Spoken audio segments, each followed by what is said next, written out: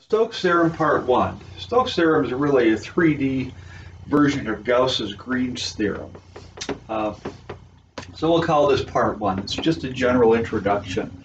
So you can see Stokes theorem is a generalization of Green's theorem. It really isn't anything new. Suppose we have a vector field f of xy equals m plus n. M and n will be functions of xy alone. And if we take the curl, of course, we have to add a zero component here and line up our partial operators and I, j, and k, copy 2 columns over. And if you work it out, these are the only 2 non-zero components here with k. There looks like, for instance, this partial derivative here, partial of m with respect to z is going to be 0 because m is an xy function only.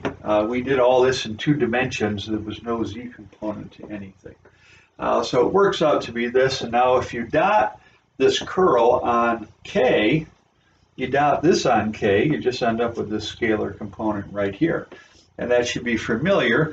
That was this factor that we integrated in Green's theorem. So that was really a curl in disguise. It was a curl of a 2-dimensional vector field. And recall Green's theorem says we have a counterclockwise path integral of f dot dr, which now gives us the same as the double integral over the surface of the curl dA. But you can restate this as really the curl dot n. You can't really integrate a vector. Well, you could integrate, but in this case it's a scalar quantity. We have a vector quantity dot n where n happened to be the k vector sticking upward. This is a horizontal plane here. So curl dot n gives you this dA equals this path integral. That's an alternative, slightly more complicated way of stating Green's theorem. But that you could state Green's theorem like that, curl dot n.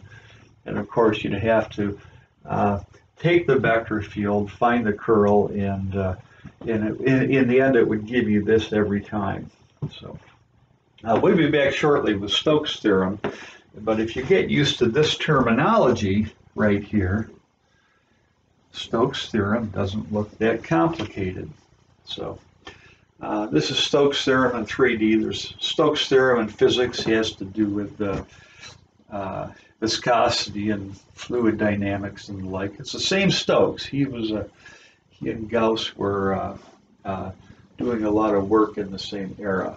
So we'll be back shortly.